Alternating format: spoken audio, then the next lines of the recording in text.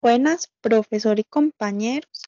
En esta ocasión, a mi compañera Marlene Lizeth Quiroz Rojas y a mi persona, Carol Chacón González, nos compete realizar el ítem 4 de la obra titulada El nacimiento del purgatorio del autor de Lecoq. A modo de introducción, cabe señalar que Lecoq se centra en la historia medieval del Occidente. En la obra podemos destacar temas como la religiosidad, la intelectualidad, la muerte, la espiritualidad y la cultura. Aunado a ello, también destaca lo que es la historia de las mentalidades, la historia social y cultural, dado que el autor se centra en analizar el fenómeno del purgatorio ligado también a una serie de cambios sociales, religiosos, económicos y culturales que se dieron durante la época estudiada. Para hacer también de modo introductorio, cabe mencionar que alrededor del siglo XVI existió una especie de debate con respecto a la existencia del purgatorio. A este se le conocía como el tercer lugar, término acuñado por Martín Lutero. A su vez, el tema del purgatorio como tal fue un fenómeno que se desarrolló de forma lenta en la historia. Cabe indicar que el cristianismo había heredado de las religiones y civilizaciones anteriores una geografía del más allá, que también, bueno, podemos citar como ejemplos el caso del Sheol judío, el Hades y los campos de elíseos romanos. De hecho, bueno, para concatenar un poco, podemos hacer alusión a la lectura de Whitham denominada Europa en la Edad Media, donde claramente nos mencionaba que muchos lugares de Europa habían abrazado el cristianismo, países como Francia, Inglaterra. En la lectura analizada se menciona que el cristianismo, al menos durante los primeros siglos y el tiempo de la barbarización medieval, no llegó a concretarse por completo la visión del más allá. Esto a su vez, ¿verdad? Lo podemos complementar un poco con la lectura de García de Cortázar en la página 45, donde nos comentaba un poco sobre este proceso de cristianización de los bárbaros, que nos indicaba que pese al esfuerzo por parte de monjes o misioneros, este se desarrolló de forma muy lenta. Por otro lado, entre el siglo segundo y cuarto, el cristianismo se cuestiona la situación de las almas entre la muerte individual y el juicio final. Con respecto a este juicio final, es pertinente también acudir a las lecturas obligatorias del curso, lecturas como la de Rosamond McKitterick, denominada la Alta Edad Media, en la cual en la página 164 nos comenta un poco sobre el juicio final, y McKitterick decía que era como una especie de ajuste de cuentas y que estaba precedido por otro juicio al momento de morir, y que aquellos que habían cometido penas o pecados tenían que soportar tormentos en un limbo intermediario y uno purgatorial. De igual forma, la lectura denominada La civilización occidental medieval en la página 138 menciona que el día del juicio final habrán buenos que irán al paraíso y malos que se verán sepultados en el infierno. Por otro lado, la lectura del nacimiento del purgatorio establece la relación entre el cielo y la tierra. Con respecto a esta relación, podemos acudir a la lectura denominada La civilización del occidente medieval, en la cual en la página 160 nos indicaba que el cielo y la tierra estaban estrechamente unidos y mezclados. Otro aspecto que menciona la lectura del nacimiento del purgatorio es que religiones como el hinduismo y el catarismo excluían la idea del purgatorio. Es importante acudir a la lectura obligatoria de Yona Pratt, en la cual nos habla de la importancia que tuvo la iglesia durante la Edad Media, que a su vez la definía como un lugar especial donde Dios estaba más presente. Bueno, para seguir con la línea, la lectura que analizamos mencionaba que el purgatorio es un lugar donde los muertos están sometidos a pruebas similares a las que los condenados sufren en el infierno. Las más frecuentes son la ardiente y la de lo helado. Es importante señalar que el fuego fue un símbolo bastante protagónico en la Edad Media. De hecho, en la lectura de Lecoq se hace referencia a la leyenda del Fénix, siendo esta la más célebre encarnación adoptada por el cristianismo en la Edad Media y que a su vez es un símbolo de humanidad resucitar. Un aspecto importante que menciona la obra es la confianza de los cristianos en la eficacia de los sufragios, ya que estos sufragios permitían ayudar a las almas que estaban en el purgatorio. Por otro lado, el siglo del nacimiento del purgatorio es también aquel en el que fue más fuerte la presión del folclore sobre la cultura erudita, en el que la iglesia estuvo más abierta a ciertas tradiciones que a lo largo de la Edad Media había destruido. Bueno, con respecto a la tercera parte del libro, cabe señalar que en el siglo XIII la sociedad cristiana va quedando progresivamente encuadrada, en donde el dominio económico aparecen los primeros tratados de economía rural y la reglamentación urbana tiene con frecuencia como objetos el artesanado, las industrias nacientes, el comercio y la banca. Esto lo podemos complementar con la lectura de la civilización del occidente medieval en la página 52, donde nos habla justamente de ese auge económico y cómo cuestiones como la producción de materias primas, la mano de obra dio pie a la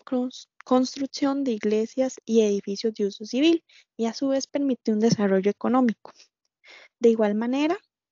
en la página 66 y 67 de la misma obra, hablaba un poco sobre el aspecto comercial y cómo los intercambios comerciales de telas, cereales, maderas, permitió de igual forma una expansión de la cristiandad medieval y a su vez de la economía. De igual forma, podemos sacar a colación lo que indica Whitham en la página 226, donde hacía alusión a lo que fue el artesanado y el desarrollo del comercio. De hecho, él en la página 93 indicaba que se dio mucho lo que fue el sistema crediticio y que el crédito fue la fórmula empleada en la economía doméstica y a su vez permitió financiar el sistema militar. Otro aspecto que se puede destacar en la lectura analizada es la parte de las universidades, así como la enseñanza del derecho y la teología, que de hecho esto lo hemos visto en varias lecturas obligatorias del curso. Cabe resaltar, bueno, la lectura de la civilización del occidente medieval, donde hablaba de la importancia de la educación en París y Bolonia, así como los autores Yona Pratt, Makiterik y Whitham, que nos hablaba también de que en las universidades generalmente se enseñaba la teología y el derecho. Un aspecto a destacar de la lectura analizada es que varios teólogos mostraron interés en tocar el tema del purgatorio. Uno de ellos es Guillermo de Auxerre, que toca el purgatorio desde dos puntos de vista. Uno fue el de los sufragios por los difuntos y otro el del fuego del purgatorio. Se centró en la problemática del fuego del purgatorio y la del purgatorio propiamente dicho. Otro teólogo que se menciona en la lectura de Lecoq es Guillermo de Auvergne, que se planteó dos problemas clásicos, que fue la localización y el fuego. Este indica que los fallecidos de muerte súbita, alcanzados por la muerte antes de haber cumplido su penitencia, tienen que tener un lugar donde poderla satisfacer. Además, diferencia entre los pecados mortales y los ligeros, ya que no todos los pecados son iguales. Eh, Hay pecados más leves y otros más graves, por lo que no se le puede dar como la misma condena. Por ejemplo, alguien que cometió un homicidio no puede recibir la misma pena que una persona que tal vez solo se embriagaba mucho. Él de hecho habla de una pena por castigo y otra por penitencia. Esta, digamos, en el caso de la gente que cometía pecados más leves, tenía que pasar por una especie de sanción, ya que no podía aún ir al paraíso. Para seguir la misma línea, él se preocupó también por el tema del fuego.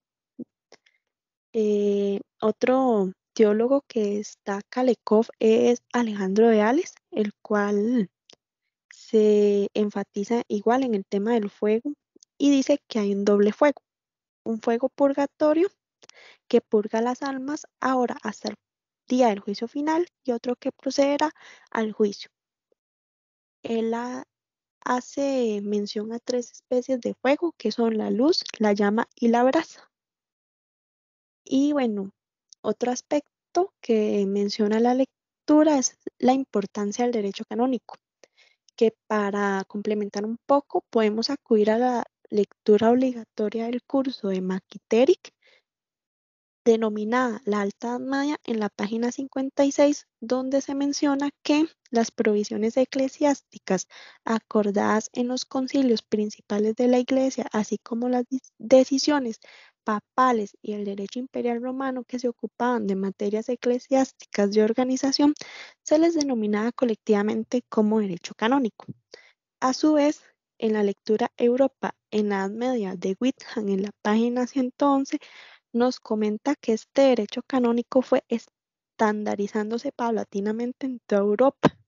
de modo que la posibilidad de plantear recursos de apelación acabó vinculado cada vez más a la política diocesana de Roma. De igual forma, Alejandro de Ales toca el tema de la iglesia en el sentido eclesiástico y clerical, extrayendo un gran poder del mismo sistema del más allá. Otro teólogo que podemos destacar es Buenaventura, el cual habla de la pena del purgatorio en sí misma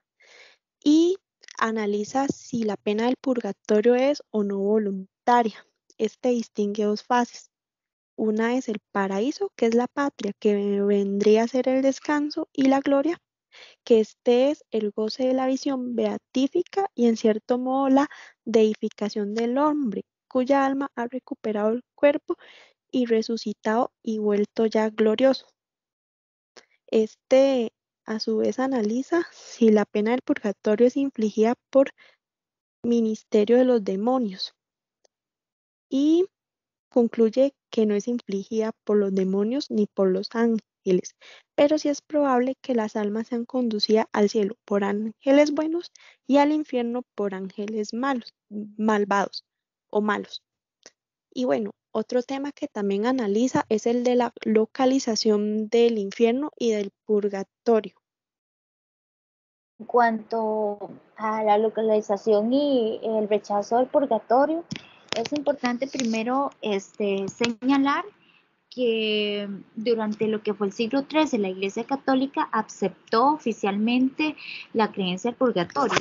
Esta creencia en un lugar intermedio al que van algunas almas después de morir para expiar sus pecados veniales antes de entrar al reino de los cielos. No es aceptada por alguna iglesia, como sería la iglesia ortodoxa griega y también como otras iglesias protestantes. Sin embargo, para los católicos, esta creencia forma parte de una tradición remontada a lo que serían los orígenes de la iglesia,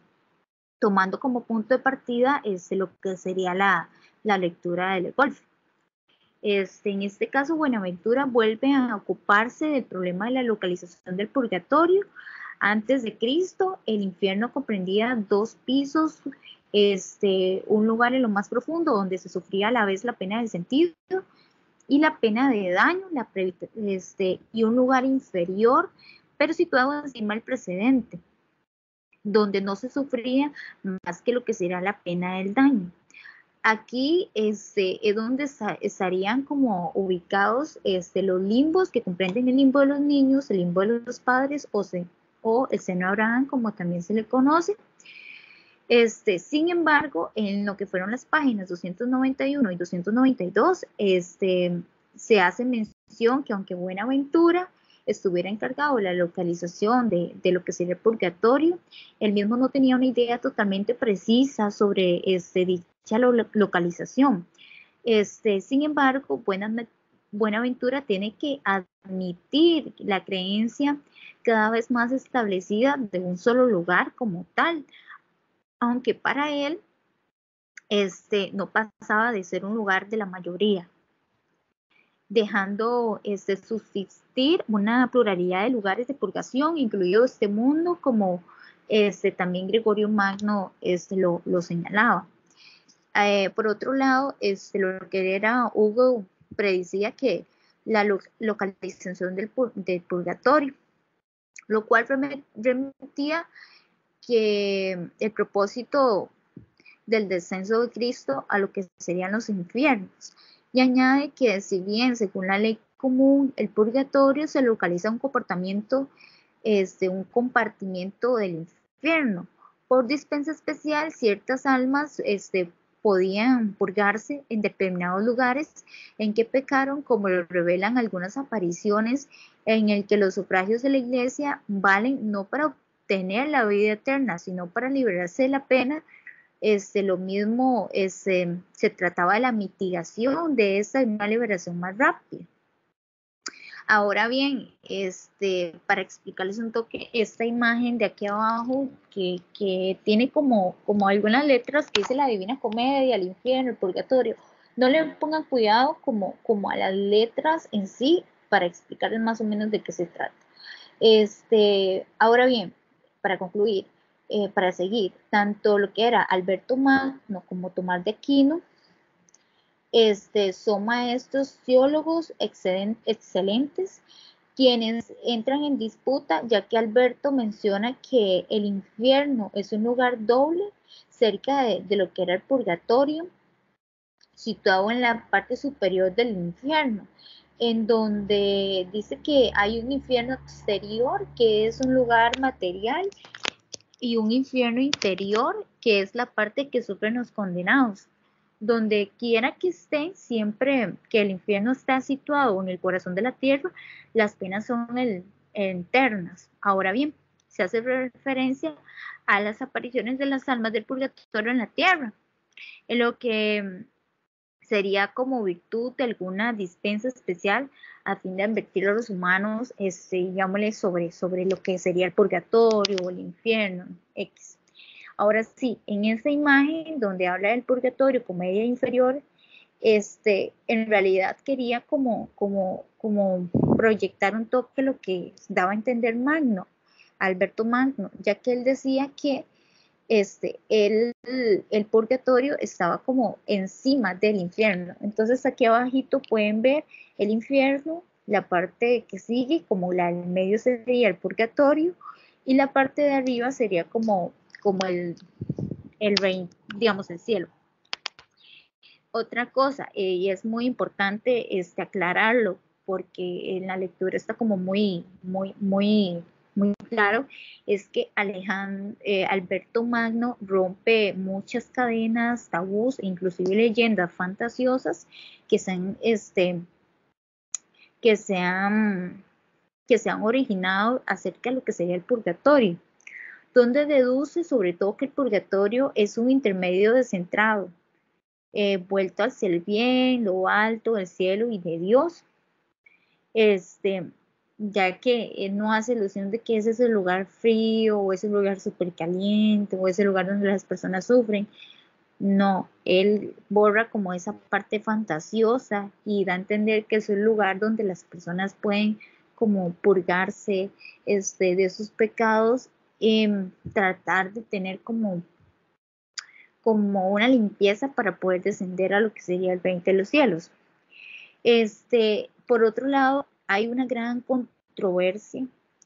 en cuanto a la gran polémica que se genera contra los musulmanes, los griegos y los armenios, y de manera más general contra los gentiles, incluyendo también lo que serían los judíos y los herejes. En este caso, los herejes, recordemos que son aquellas personas que sostenían opiniones e inclusive creencias contrarias a lo que sería la fe o la iglesia de Cristo. En tal caso, lo que era la oposición heterodoxa al purgatorio se extendió tanto en el terreno teórico como en el práctico, según podrá verse. Se hallaba totalmente anclado en un viejo y tenaz rechazo a las oraciones por los muertos, los sufragios que sufren precisamente los que llegaron a los ortodoxos a formular con más claridad a finales del siglo XII la presencia del purgatorio. Igualmente, que los ultramontanos, los lombardos, también no creen en lo que sería el purgatorio, en el juramento, ni en el derecho de justicia, ni nada de eso. Por otro lado, también los baldaces concuerdan con esta idea, ya que mencionan y alegan y también niegan que haya un purgatorio para las almas después de esta vida, y por consiguiente afirman que las plegarias, limosnas, misas y otros piadosos sufragios de los fieles en favor de lo que serían los difuntos no sirve para nada. O sea que los novenarios, las misas, los rezos y todo eso, ya después de que una persona está muerta no funciona, que si el que también hace alusión que el que fue bueno se va para el cielo y el que fue malo se va para el infierno, pero no existe como el purgatorio en sí donde la persona pueda como redimirse los pecados. Por otro lado, lo que serían los griegos, añaden que a pesar de haber tenido que ver con el origen de la elaboración doctrinal, no llegan a desarrollar aquellos gérmenes. Se contentaba con una vaga creencia, en lo que sería la posibilidad de un rescate después de la muerte y una práctica poco diferente de la latina, de oraciones y sufragios por los muertos, o sea, las misas y todo eso. Pero en cambio, como la creencia latina se le databa en cuanto al nacimiento de un tercer lugar del más allá, una remodelación profunda de la geografía de otro mundo, el problema del purgatorio hubo de saltar al primer plano las discusiones y las dimensiones. Eso está como un toque más claro en lo que sería la página 323 de la obra. En cuanto al manual de la vulgarización teórica, para saber que a qué infierno descendió Cristo, hay que tener en cuenta que el infierno tiene dos sentidos. El sentido de designa o bien de la pena o el lugar de la pena. En el primer sentido, se dice que los demonios llevan siempre el infierno con ellos. En cambio, si el infierno designa el lugar de la pena, hay que distinguir 4 lugares. Está el infierno de los condenados, donde sufre la pena y la de sentido y la de daño, y donde se hallan las tinieblas interiores y exteriores, es decir, la ausencia de la gracia, lo que hay en un último, en un duelo eterno. En cuanto a la página 305, hace referencia a la pena del purgatorio, ya que se menciona que esta es doble. Y es doble, o sea, de pena de daño y pena de los sentidos, y es muy, muy dura. El fuego del purgatorio es corporal e incorpóreo a la vez, no metafóricamente, sino imaginariamente. Y hay 4 suertes de sufragios, como se ha mencionado: la oración, el ayuno, la limosna, el sacramento lactar, mayor conocido como la misa, y eso se encuentra como más explícito en la página 305 a la página 306. El purgatorio, en cuanto al intelectualismo de Tomás de Aquino, hace referencia a la sociedad en la página 309 a la 310,